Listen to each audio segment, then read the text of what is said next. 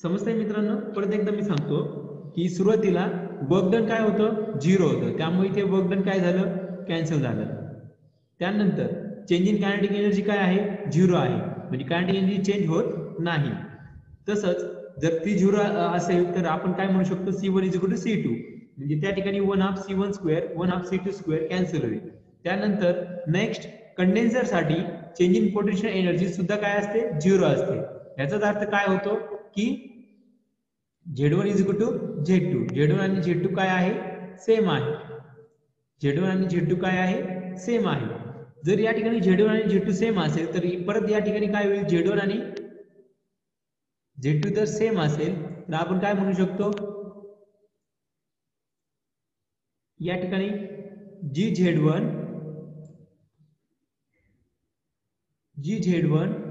आणि काय होईल या ठिकाणी GZ2 ते सुद्धा काय होईल कॅन्सल होईल. समजतंय? GZ1 आणि GZ2 हे सुद्धा काय होईल कॅन्सल होईल. GZ1 आणि GZ2 कॅन्सल होईल कारण की Z1 काय आहे Z2 आहे. ओके. त्यानंतर पुढे काय सांगितले त्यांनी हीट ट्रान्सफर किती आहे -Q आणि सिस्टीम मधून हीट कुठे जाते बाहेर पडते, त्यामुळे ती हीट काय -Q, म्हणजे इथे Q च्या ऐवजी काय लिहायचा तुम्हाला Q च्या ऐवजी काय लिहायचं आहे -Q लिहायचं आहे. समजतंय? इथे Q च्या ऐवजी काय लिहिणार तुम्ही -Q, म्हणजे हा Q काय आहे तर -Q आहे. समजतंय? मग या ठिकाणी steady flow energy equation apply केल्यानंतर खाली शिल्लक काय राहिला H1 प्लस अजून काय राहिला या ठिकाणी प्लस -Q, याचा अर्थ काय होणार तो -Q होणार. समजतंय? काय होणार तो -Q होणार.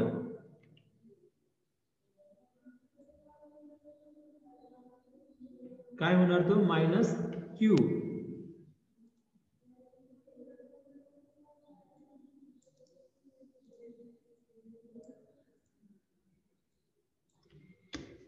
समजतंय? म्हणजे काय लिहितं H1 -Q that is equal to काय राहिला अजून शिल्लक खाली दॅट इज इक्वल टू पहा इथे काय राहिला H2, इथे काय राहिला H2. समजतंय? काय राहिला H2, नंतर काय राहिला खाली प्लस H2 प्लस काय राहिला या ठिकाणी प्लस काहीच नाही राहिला ना खाली शिल्लक, म्हणजे काय राहील फक्त H2 राहील. म्हणजे काय झालं equation H1 Q that is equal to H2 हे झालं इक्वेशन फॉर कंडेन्सर. मग या ठिकाणी आपल्याला काय करायचंय त्या कंडेन्सर मध्ये किती हीट रिजेक्ट होते स्टीम मधून ती तुम्हाला जर काढायची असेल तर तुम्ही कशी काढू शकता. इथे -Q आहे, हा काय करा दुसऱ्या साईडला घ्या. समजतंय? तो उजवीकडे घ्या, उजवीकडे आल्यावर काय होईल तो आता डावीकडे आहे तर तो उजवीकडे गेल्यावर काय होईल तो प्लस होईल. आणि हा जो H2 आहे त्याला काय करा डावीकडे घ्या, म्हणजे काय लिहिते पहा इथे खाली मी लिहितोय काय लिहितं H1 मायनस H2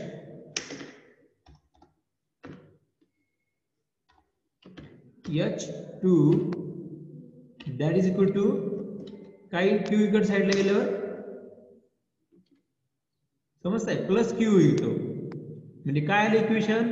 हे इक्वेशन तुम्ही असं पण लिहू शकता. इक्वेशन तुम्ही कसं लिहू शकता Q that is equal to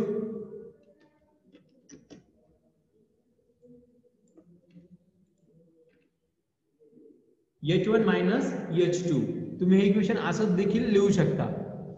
okay. समजतंय तुम्हाला हे?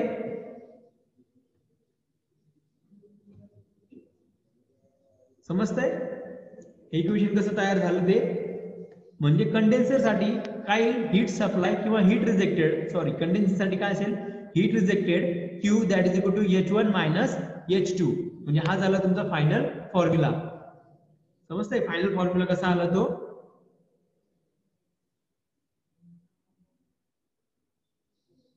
फायनल फॉर्म्युला समजलं तुम्हाला. या ठिकाणी पण फायनल फॉर्म्युला दिलेला आहे हा Q is equal to H1 minus H2, तोच या ठिकाणी फायनल फॉर्म्युला आलेला आहे.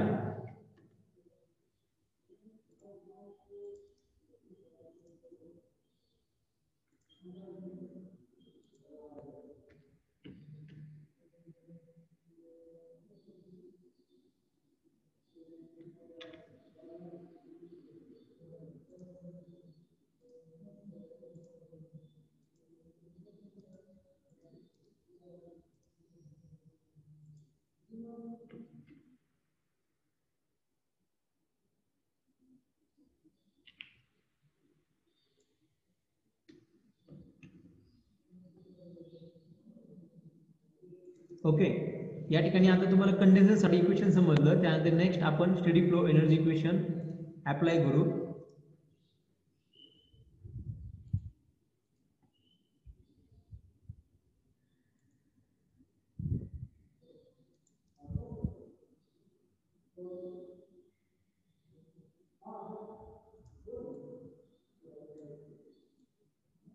समजत आहे स्टडी फ्लो एनर्जी इक्वेशन आता आपण अप्लाय करू. नेक्स्ट दोन आपण डिव्हाइसला अप्लाय केलेला आहे. त्यानंतर पुढे आपल्याला steady flow energy equation apply करायचं आहे नोझल साठी. नोझल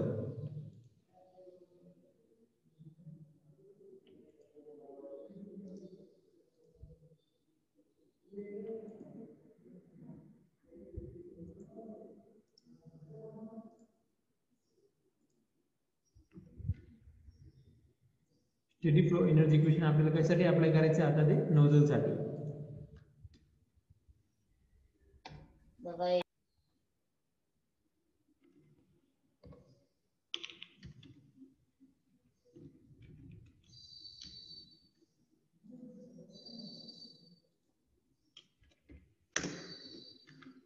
ओके, आता नोझल म्हणजे काय ते आपण सुरुवातीला पाहूया.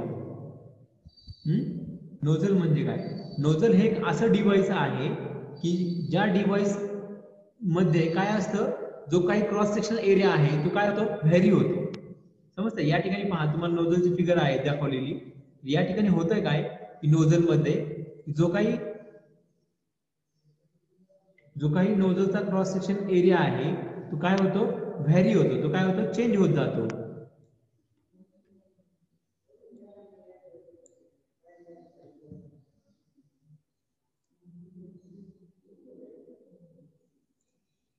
या ठिकाणी दिसते तुम्हाला नोझल. ह्या नोझल मध्ये पहा, या ठिकाणी तुम्हाला दिसतंय की बॉटम पासून टॉप कडे जाताना दिसतंय. ही जी फिगर आहे बॉटम पासून टॉप कडे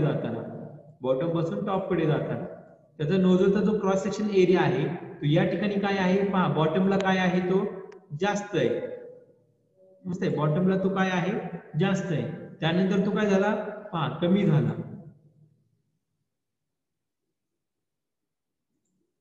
परत तो काय झाला, या ठिकाणी कमी झालाय. समजतंय? परत तो कमी झाला. इमेजिन होतंय. या ठिकाणी जो काही क्रॉस सेक्शन आहे नोझलचा तो काय होतो, कंटिन्युअसली काय होतो, चेंज होत जातो.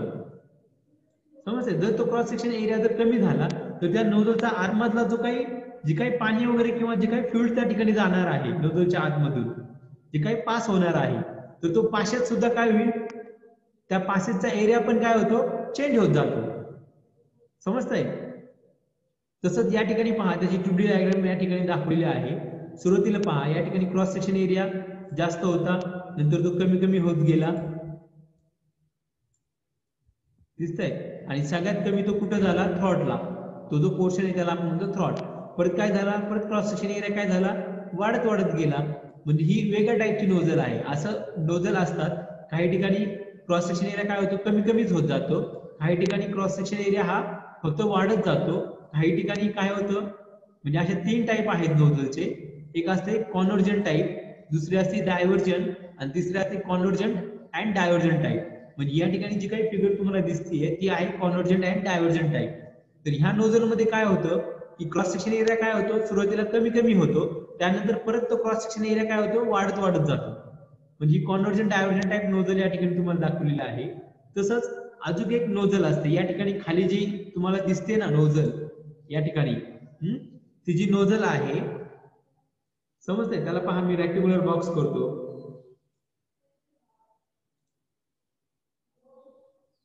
समजतंय? ही जी नोझल आहे ती कोणती नोझल आहे, ती कॉन्व्हर्जंट नोझल आहे. कॉन्व्हर्जंट म्हणजे काय, तिचा क्रॉस सेक्शन एरिया हा कमी कमीच होत जातोय, समजते. त्यामुळे त्याला आपण म्हणतो कॉन्व्हर्जंट नोझल. आणि अजून एक नोझल असते डायव्हर्जंट नोझल, की ज्यामध्ये क्रॉस सेक्शन एरिया काय होतो, वाढत वाढत जातो, समजतंय. मग या ठिकाणी पहा अशी नोझल असेल, रेक्टँग्युलर बॉक्स दिसतोय का मी काढलेला, तशी नोझल असेल, म्हणजे तिथपासून ते इथपर्यंत. तिथे पहा क्रॉस सेक्शन एरिया काय होतो, वाढत वाढत जातो. आणि तिसऱ्या प्रकारची जी नोझल असते ती असते कॉन्व्हर्जंट अँड डायव्हर्जंट टाइप. म्हणजे त्या ठिकाणी काय होतं, ही जी नोझल दिसते, मी रेक्टँग्युलर बॉक्स काढलेला आहे पूर्ण, ती नोझल कोणती, एक कॉन्व्हर्जंट अँड डायव्हर्जंट टाइप. म्हणजे सुरुवातीला क्रॉस सेक्शन एरिया काय होतो, कमी कमी होतो, नंतर तो वाढत वाढत जातो. ओके, तुम्हाला ह्या टाईपचं महत्व नाही, म्हणजे आता ते पुढच्या आपल्याला नेक्स्ट युनिट जो आहे नोझलचा त्यामध्ये ते स्टडी करायचंच आहे. ओके, तरी सुद्धा मी या ठिकाणी तुम्हाला सांगितलं ते. आता या ठिकाणी अजून एक महत्वाचा पार्ट जो आपल्याला स्टडी करायचा आहे, की नोझलसाठी आपल्याला स्टेडी फ्लो एनर्जी इक्वेशन लावायचं आहे. स्टेडी फ्लो एनर्जी इक्वेशन हे आपल्याला नोझलला अप्लाय करायचं आहे.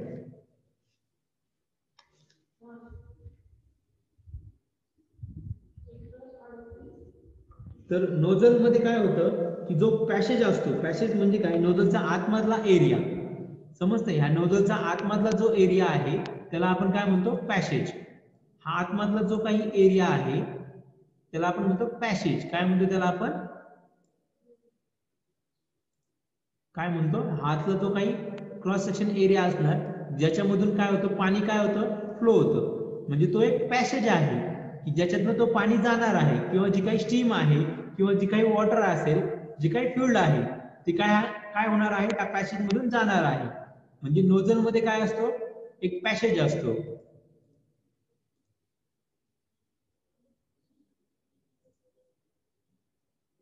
नोझल मध्ये काय असतो, एक पॅसेज असतो. तो काय होतो पॅसेज,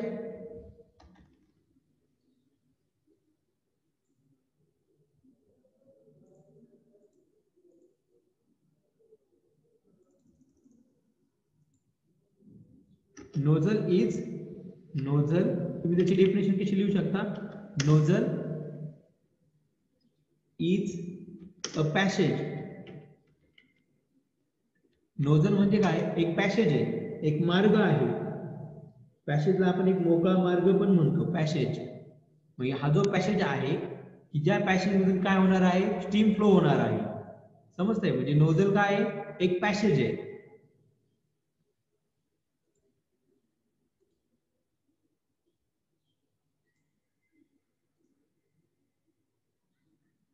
समजतंय, नोझल काय आहे तर एक पॅसेज आहे की ज्या पॅसेज मधून काय होतंय, ती स्टीम काय होते, पास होते. पॅसेज म्हणजे मार्ग किंवा जागा की ज्याच्यातनं ती स्टीम पास होणार आहे. Nozzle is a passage. आणि तो पॅसेज कसा आहे, of varying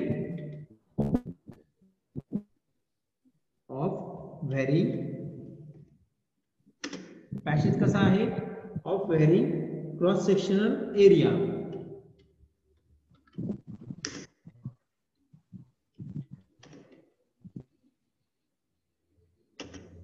cross sectional area कसा होतो, तो व्हॅरी होतो. पहा, नोझल मध्ये एक पॅसेज आहे, एक मार्ग आहे, जो मार्ग कसा आहे, व्हॅरिंग क्रॉस सेक्शनल एरिया. म्हणजे क्रॉस सेक्शन एरिया काय होते त्या ठिकाणी, व्हॅरी होते कंटिन्युअसली. पहा या ठिकाणी क्रॉस सेक्शन एरिया मोठा आहे, काय झाला, कमी कमी होत गेला.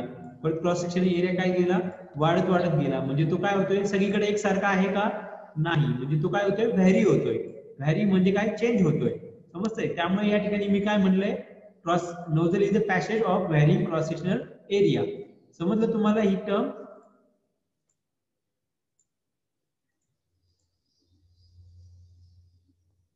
ओके, बाय मीन्स किंवा बाय आपण म्हणू शकतो, बाय युजिंग दिस और बाय मीन्स ऑफ विच. म्हणजे ह्या बाय मीन्स ऑफ विच म्हणजे काय, की ह्या नोझल जो व्हॅरिंग क्रॉस सेक्शनल एरिया आहे त्यामुळे घडतं काय, त्यामुळे होतंय काय, with pressure energy of flowing fluid. Pressure energy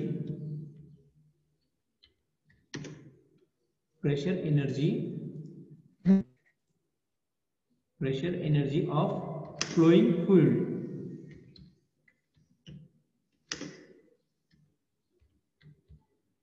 म्हणजे काय की या ठिकाणी जी काही फ्लुइड आहे, म्हणजे या ठिकाणी सपोज स्टीम असेल किंवा जी काही फ्लुइड आहे जे या नोझल मधून पास होणार आहे, त्या पास होताना त्या फ्लुइड मध्ये काय असेल, प्रेशर एनर्जी असेल. मग ती जी प्रेशर एनर्जी आहे, फ्लोईंग फ्लोईंग म्हणजे वाहत जाणारं फ्लुइड, त्यामधून जे वाहणारं फ्लुइड आहे की त्याची जी काही प्रेशर एनर्जी आहे ती काय होते, इज कन्वर्ट, ती चेंज होते किंवा कन्वर्ट होते, इज कन्वर्ट, is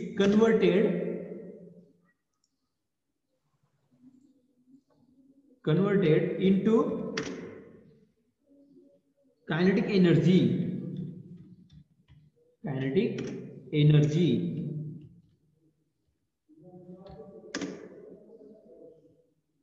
समजतंय? सो high velocity jet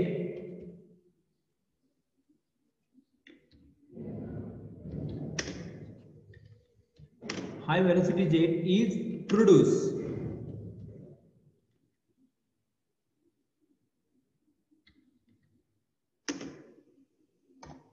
समजतंय? प्रोड्यूस किंवा डेव्हलप म्हणजे या ठिकाणी पहा नोझलची डेफिनेशन काय आहे. नोझल म्हणजे काय, एक पॅसेज आहे, एक मार्ग आहे की ज्याचा क्रॉस सेक्शन एरिया काय होतो, व्हॅरी होतोय. ज्याचा क्रॉस सेक्शन एरिया काय होतो, व्हॅरी होतोय. क्रॉस सेक्शन एरिया काय होतो, ज्याचा क्रॉस सेक्शन एरिया काय होतो नोझलचा, व्हॅरी होतोय. बाय मीन्स ऑफ विच, ज्याच्यामुळे काय घडतंय की जी काही प्रेशर एनर्जी आहे त्या फ्लोईंग फील्ड मधली ती काय होते, कन्वर्ट होते इनटू कायनेटिक एनर्जी. म्हणजे त्या प्रेशर एनर्जीचं रूपांतर कशात होतं, कायनेटिक एनर्जी मध्ये होतं. जेणेकरून काय होतं, त्या ठिकाणी हाय व्हेलॉसिटी जेट तयार होते. समजतंय? हाय व्हेलॉसिटी काय होते, जेट तयार होते. आता तुम्ही नोझल घरी सुद्धा त्याचं एक्झाम्पल पाहिलं असेल. तुम्ही जर गाडीला जर पाणी मारता तुम्ही नाही का, ज्या वेळेस तुम्ही सोबत तुमच्या घरी गाडी आहे, टू व्हीलर आहे, तिला जर पाणी मारायचं असेल तुम्ही काय करता, मोटर चालू करता आणि एक पाईप तुम्ही हातात धरता, बरोबर. आणि त्या हातातला जो पाईप आहे त्या पाईपाला काय करता, निम्मा एरियावरती तुम्ही काय करता, त्या पाईप दाबून ठेवता. मग थोडासा एरिया किंवा निम्मा एरिया जर पाईप दाबला तर त्या ठिकाणी काय होतं, क्रॉस सेक्शन एरिया काय होतो, व्हॅरी होतो. मग त्या ठिकाणी सुद्धा ते नोझल मध्ये तयार होतं. आणि ते पाईप मध्ये जे काही पाणी आहे, त्या पाईपामध्ये जे काही पाणी आहे त्या पाण्यामध्ये कोणती एनर्जी आहे, सुरुवातीला प्रेशर एनर्जी ही जास्त असते. मग ज्यावेळेस आपण तो पाईप ज्यावेळेस पुढे धरतो, दाबतो त्याला, आणि तो पाईप दाबल्यानंतर होतं काय की त्या ठिकाणची जी काही प्रेशर एनर्जी आहे त्याचं कन्व्हर्जन होतं कायनेटिक एनर्जी मध्ये. आणि कायनेटिक एनर्जी मध्ये कन्व्हर्जन झाल्यानंतर जे काही पाणी बाहेर येणार आहे त्याची कायनेटिक एनर्जी वाढते. याचा अर्थ काय झाला, कायनेटिक एनर्जी म्हणजे काय, कायनेटिक एनर्जी काय असते त्या फ्लुइडला, एखाद्या फ्लुइडला कायनेटिक एनर्जी असते त्या फ्लुइड मध्ये असणाऱ्या व्हेलॉसिटीमुळे. म्हणजे कायनेटिक एनर्जीचे डेफिनेशन काय आहे, energy possessed by a fluid or an object due to its motion, due to its velocity. मग त्या फ्लुइडची जी काही व्हेलॉसिटी आहे त्या व्हेलॉसिटीमुळे त्या फ्लुइड मध्ये जी काही एनर्जी आहे त्याला आपण म्हणतो कायनेटिक एनर्जी. समजतंय? म्हणजे त्या फ्लुइडची काय होतं, वेग वाढतो. समजतंय? आपण म्हणतो पहा, जनरली आपण म्हणताना चुकीचं म्हणतो. काय म्हणतो आपण की गाडीला पाणी मारताना तो पाईप पुढच्या साईडला थोडासा दाब, म्हणजे त्याला निम्मा झाकलं तर काय होईल, ते पाणी काय होतं, अतिशय जास्त प्रेशरने बाहेर पडतं. पण तसं नसतं, ते जास्त प्रेशरने बाहेर नाही पडत तर जास्त वेगाने बाहेर पडतं. जास्त वेग म्हणजे काय, जास्त व्हेलॉसिटीने ते बाहेर पडतं, म्हणजे ते जोराने बाहेर पडतं. म्हणजे त्याची व्हेलॉसिटी ही वाढलेली असते, प्रेशर वाढलेला नसतो, प्रेशर हा कमी झालेला असतो. समजतंय? म्हणजे ते पाणी काय होतं, जोराने बाहेर पडतं. याचा अर्थ त्याची व्हेलॉसिटी काय होते, इन्क्रीज होते. समजतंय? म्हणजे त्या ठिकाणी आपण काय करतो, त्या ठिकाणी सुद्धा आपण ज्यावेळेस पाईप तो दाबतो सुरुवातीला, बाहेर येताना पाणी आपण त्या ठिकाणी जो पाईप दाबतोय त्या ठिकाणी होतंय काय, त्या ठिकाणी नोझल तयार होते एक प्रकारची. मग त्या ठिकाणी क्रॉस सेक्शन एरिया काय होतो, चेंज होतो, तो व्हॅरी होतो.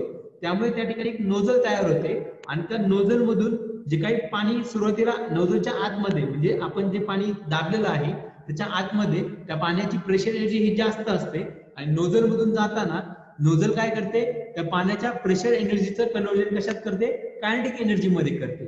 आणि ते जे काही पाणी जे काही बाहेर पडणार आहे ते अतिशय जास्त व्हेलॉसिटीने काय होते, ते बाहेर पडतं, जास्त जोराने बाहेर पडतं. जोराने बाहेर पडतं म्हणजे त्याची व्हेलॉसिटी वाढलेली असते. व्हेलॉसिटी वाढली आहे याचाच अर्थ आपण काय म्हणतो, त्याची कायनेटिक एनर्जी वाढलेली आहे. म्हणजे नोझल काय आहे ते पहिल्यांदा आपण त्याची डेफिनेशन पाहूया. नोझल काय आहे तर नोझल एक पॅसेज आहे. समजतंय, नोझल काय आहे तर एक पॅसेज आहे. नोझल काय आहे, पॅसेज. समजतंय, ज्याचा क्रॉस सेक्शनल एरिया काय आहे पॅसेजचा, तो काय होतोय, व्हॅरी होतोय. समजतंय, क्रॉस सेक्शनल एरिया काय होतोय, तो व्हॅरी होतोय.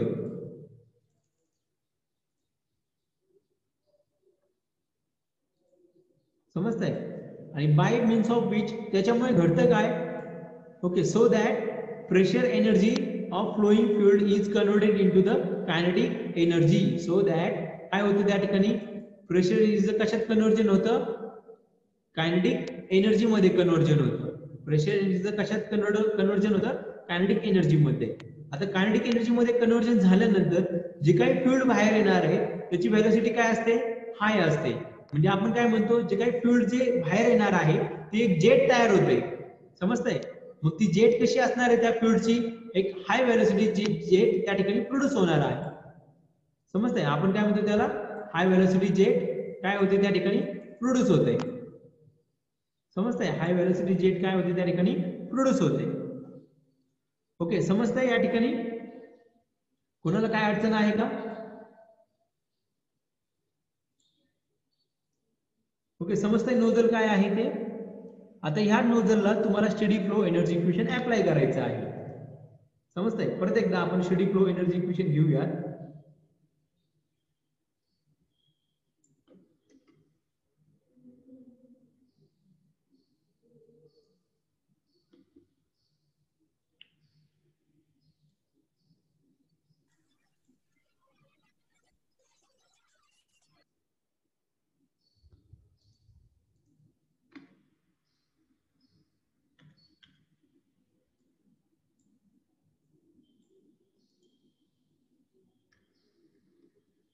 Steady flow energy equation. Okay, काय आहे steady flow energy equation, H1 plus GZ1 plus 1/2 C1 square plus Q is equal to H2 plus GZ2 plus 1/2 C2 square plus W. हे आहे steady flow energy equation. ते आपल्याला नोझलला apply करायचं. तर नोझलला apply करताना तर या ठिकाणी काही कंडिशन्स आहेत.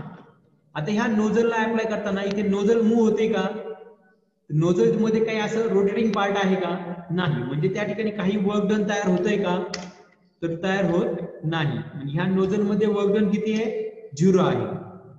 समजतंय, वर्क डन काय आहे या ठिकाणी, work done W is equal to 0. त्यानंतर ह्या नोझलची इनलेट म्हणजे इनलेट जो आहे, आतमध्ये इनलेट येताना स्टीम आतमध्ये येईल आणि आउटलेटचं जी काय हाईट आहे ती पण काय आहे, सेम आहे. त्यामुळे आपण काय म्हणतो, फॉर नोझल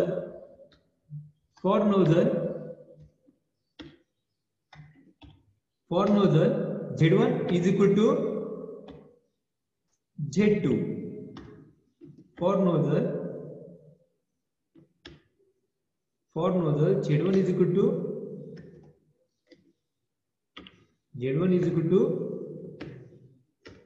Z2. समजतंय, नोझल साठी काय आहे, Z1 is equal to Z2, किंवा आपण त्याला काय म्हणतो, change in potential energy that is equal to 0. समजतंय, म्हणजे आपण काय म्हणतो याला, चेंज इन पोटेन्शियल एनर्जी काय आहे ती 0 आहे. म्हणजे Z1 is equal to Z2. तसंच आपण काय म्हणू शकतो, चेंज इन कायनेटिक एनर्जी ती सुद्धा काय असेल, ती 0 नसणार आहे. कारण की या ठिकाणी इनलेटला व्हेलॉसिटी काय असते, स्टीमची कमी असते, आणि नोझलच्या बाहेर ती काय होते, जोराने बाहेर पडते. म्हणजे या ठिकाणी C1 आणि C2 हा वेगळा असेल. इनलेटला व्हेलॉसिटी असेल C1 आणि आउटलेटला C2. ही व्हेलॉसिटी काय असते, जास्त असते. म्हणजे C1 म्हणजे काय, स्टीम आतमध्ये जाताना व्हेलॉसिटी ही कमी असते, स्टीम बाहेर जाताना व्हेलॉसिटी काय असते, जास्त असते. समजतंय, म्हणजे नोझलचा यूज काय आहे, प्रेशर एनर्जीचं कन्वर्जन करतो कायनेटिक एनर्जी. म्हणजे या ठिकाणी व्हेलॉसिटी काय होते, इन्क्रीज होते, वाढते. म्हणजे त्यामुळे इथे C1 आणि C2 हा सेम नाही. समजतंय, तसंच या ठिकाणी नोझल आणि सराउंडिंग मध्ये हीट ट्रान्सफर होते का नोझल आणि सराउंडिंग मध्ये हीट ट्रान्सफर सुद्धा होणार आहे का हीट ट्रान्सफर तर त्या ठिकाणी हीट ट्रान्सफर होणार नाही कारण या ठिकाणी नोझल मध्ये आपण या ठिकाणी हीट आतमध्ये टाकत पण नाही आणि आतमध्ये जी स्टीम आहे ती त्याची हीट बाहेर जाणार पण नाही का कारण की आपण ही नोझल पूर्णपणे इन्सुलेटेड केलेली असेल म्हणजे त्याच्या बाहेर काय इन्सुलेशन आपण वापरणार आहोत जेणेकरून हीट बाहेर जाणार नाही तसंच त्या स्टीम मध्ये हीट आतमध्ये येणार नाही म्हणजे आपण काय म्हणू शकतो heat transfer is equal to 0 या ठिकाणी काय आहे हीट ट्रान्सफर काय असेल heat transfer Q that is equal to 0 समजतंय हीट ट्रान्सफर काय असेल या ठिकाणी 0 असेल ओके समजतंय आता या ठिकाणी आपल्याला स्टेडी फ्लो एनर्जी इक्वेशन हे अप्लाय करायचं आहे नोझल साठी तर या ठिकाणी सुरुवातीला वर्क डन काय आहे 0 वर्क डन काय आहे 0 म्हणजे ते वर्क डन काय होईल मग कॅन्सल होईल समजताय हे वर्क डन काय आहे 0 म्हणजे वर्क डन काय झालं कॅन्सल झालं त्यानंतर Z1 is equal to Z2 त्यानंतर काय आहे या ठिकाणी Z1 आणि Z2 काय आहे सेम आहे तर या ठिकाणी काय होईल Z1 आणि Z2 काय आहे सेम आहे समजताय म्हणजे या ठिकाणी जी Z1 आणि जी Z2 पण काय होईल कॅन्सल होईल समजताय वर्क डन सुरुवातीला 0 होतं ते कॅन्सल केलं त्यानंतर तिथं Z1 आणि Z2 सारखं आहे तो दुसऱ्या साईडला गेल्यावर काय होईल जी Z मायनस जी Z होईल म्हणजे तो काय होईल कॅन्सल होईल समजताय आता या ठिकाणी अजून काय आहे या ठिकाणी हीट ट्रान्सफर Q काय आहे 0 आहे मग या ठिकाणी Q देखील काय येईल 0 येईल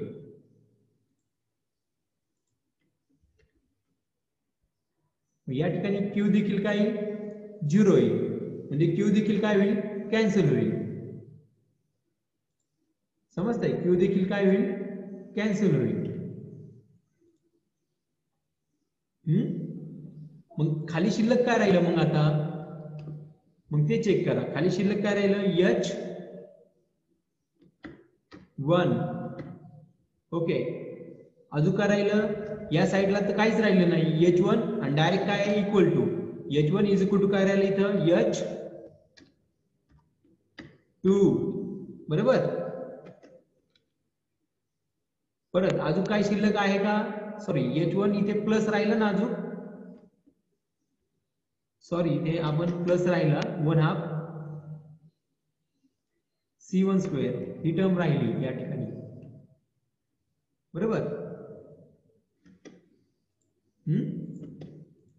काय राहिलं या ठिकाणी पहा H1 आणि ते C1 स्क्वेअर या ठिकाणी राहिला आणि इज इक्वल टू काय is equal to H2 plus 1/2 C2 square एवढी टर्म शिल्लक राहिली ना मग तीच टर्म या ठिकाणी घ्यायची आहे मला plus 1/2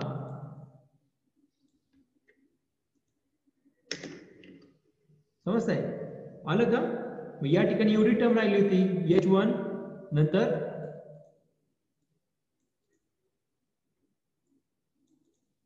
okay H1 plus 1/2 C1 square is equal to H2 plus 1/2 C2 square एवढी टर्म राहिली ओके समजतंय आता या ठिकाणी नोझलचा वापर कशासाठी करतो आपण की जे फ्लुइड जे बाहेर येणार आहे त्याची व्हेलॉसिटी वाढवली समजतंय म्हणजे त्या नोझल मधून जर एखादा फ्लुइड जर पास केलं तर आपलं मेन पर्पज काय आहे की इनलेटला व्हेलॉसिटी किती होती C1 आउटलेटला व्हेलॉसिटी किती असेल C2 आउटलेटला व्हेलॉसिटी वाढते म्हणजे नोझलचा मेन पर्पज काय आहे प्रेशर एनर्जी कन्व्हर्जन करा कायनेटिक एनर्जी मध्ये म्हणजे जेणेकरून त्या स्टीमची काय होईल बाहेर जाताना नोझलच्या बाहेर जाताना व्हेलॉसिटी काय असेल वाढलेली असेल तिचा वेग वाढलेला असेल समजते आपण नोझल पहा गाडी धुताना सुद्धा आपण त्या ठिकाणी नोझल लावतो तर सुरुवातीला जे नोझल लावतो तर नोझलचा पर्पज काय आहे की जी काही प्रेशर एनर्जी आहे त्याचं कन्व्हर्जन करायचं कायनेटिक एनर्जी मध्ये जेणेकरून जे काही पाणी त्या गाडीवरती पडणार आहे ते काय होईल अतिशय जोराने त्या गाडीवरती फोर्सफुली अतिशय जोराने त्या गाडीवरती ते धडकेल जेणेकरून त्या गाडीची आजवरची जी घाण आहे ती सगळी निघून जाईल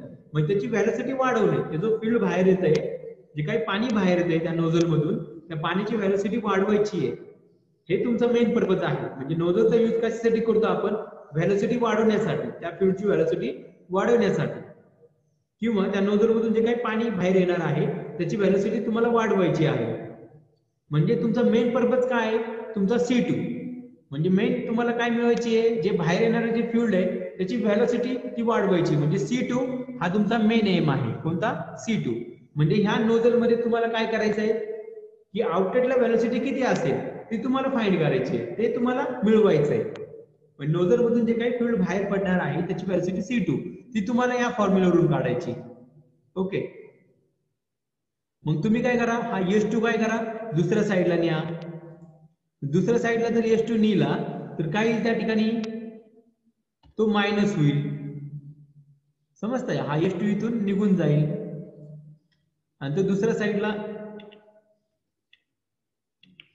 समजतंय? पहा मी परत वाटलंच हे इक्वेशन खाली लिहितो.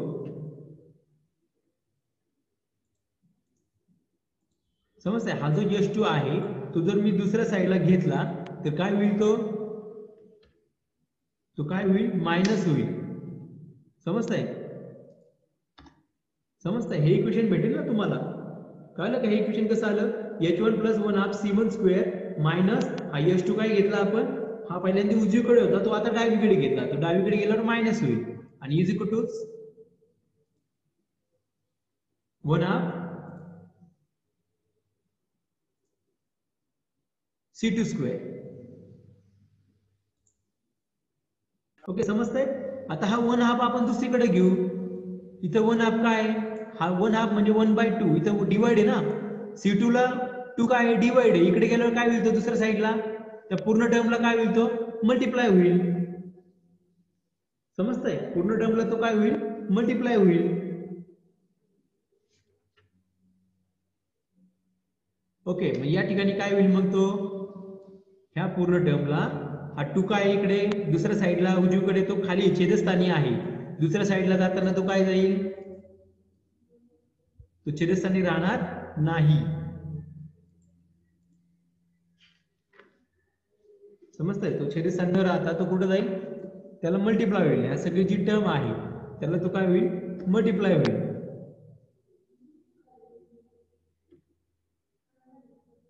समजतंय? ही जी पूर्ण टर्म आहे त्याला काय होईल, तो मल्टिप्लाय होईल. मग इथे मी काय म्हणतो, 2 इंटू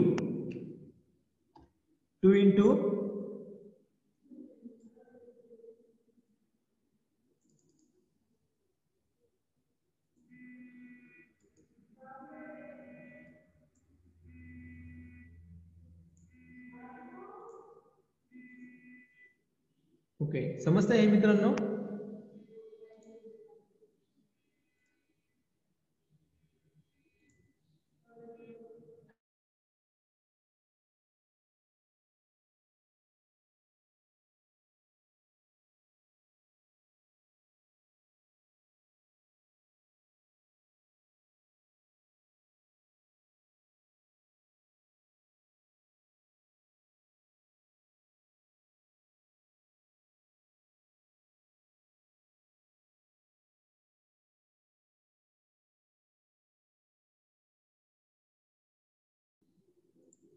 ओके, समजतंय मित्रांनो?